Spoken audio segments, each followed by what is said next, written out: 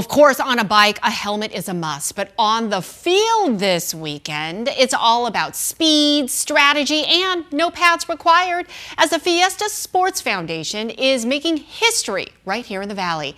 The first ever National Collegiate Flag Football Classic is bringing some of the top Division I women's programs to Tempe for a championship-style showdown.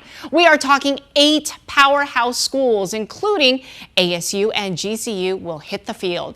Scott Lightman with the Fiesta Sports Foundation joins us now. Scott, I'm giddy over this. This is so huge. As a flag football mom to 2 kids who both play and love the sport, I mean, what you guys are doing to shape and change this era that is becoming so popular, that is flag football, this is monumental what you're doing here in the Valley. It's groundbreaking, literally. Yeah. I mean, we have always fancied ourselves as being trailblazers from the start back in 1971, and this is just another step in that process. This Fiesta Bowl Flag Football Classic presented by Oakley has been 2 years in the making.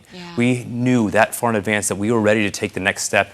And we always like to say we're skating where the puck is going, not where it is. And flag football is on a growth trajectory, with it being in the Olympics in 2028. The NCAA has recently adopted it as an emerging championship sport. So we're putting it out there before it's an official championship. We're bringing 8 teams in literally from coast to coast, as you said. We have USC out in LA all the way to Florida. Yes, so I wanted to rattle off the names because I was so impressed with this. We're talking Alabama State, ASU, Charlotte, University of Florida. You got the Gators there. That's my old stomping ground, my first reporting job. University of Georgia, GCU, UCF, and USC. How are these teams chosen?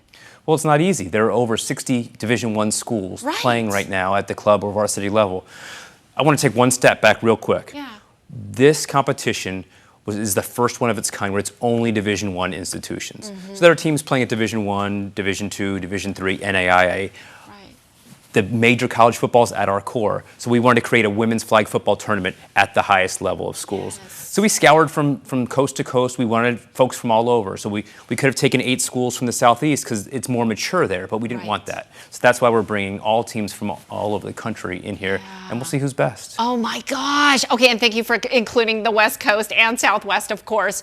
So, I mean, the fact that you talked about the growth, and we were saying earlier before this segment, I mean, this is an era that is truly exploding, and it's, you know, such a dream come true for these women. And talk about rock star welcome. Nobody does it like you guys. And these athletes are in for a treat. And they're going to get the Fiesta Bowl treatment. Our goal with this and what we've laid out for them over the next 3 days is to have an experience just like Miami and Ole Miss had just a few months ago.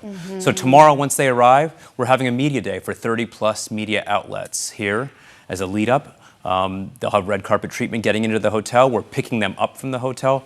Basically, we're helping subsidize them because they are club programs. They're not self-funded by the University Athletic Department. So we are making it easy for them. We just want them here to experience what we're about to do. So these yellow jackets that I'm wearing, you'll see them all around, and the ladies who are here are going to get to enjoy some of that hallmark hospitality. It's like the Fiesta Bowl all over again, right? But for the ladies. Okay, so I mentioned earlier, I'm such a proud flag football mom, and I had to share with you, Eric. This is my daughter, Zoe. She made her very first touchdown. Okay, so the quarterback throws to Zoe. I missed that little part, but there she is, going in for the touchdown. Look at that. I'm screaming my head off. As a good mom should. Oh my gosh, it was amazing. And I'm telling you, when I see these kids, and this is her first all-girls flag football, when I see these kids in action, my heart is so full. It's so exhilarating, it's so exciting. And to, you know, all girls, it's come such a long way. Now we were saying, you know, now I'm choosing which league do I want to sign her up for in the fall, whereas before it was like, oh God, you know, I got to search really close to find, you know, that one league that's offering it. And that was an impetus for us creating this event, was to give a new vehicle for college football players to have this national level competition. Now, these 8 teams and their players are not the only ones who are going to experience this.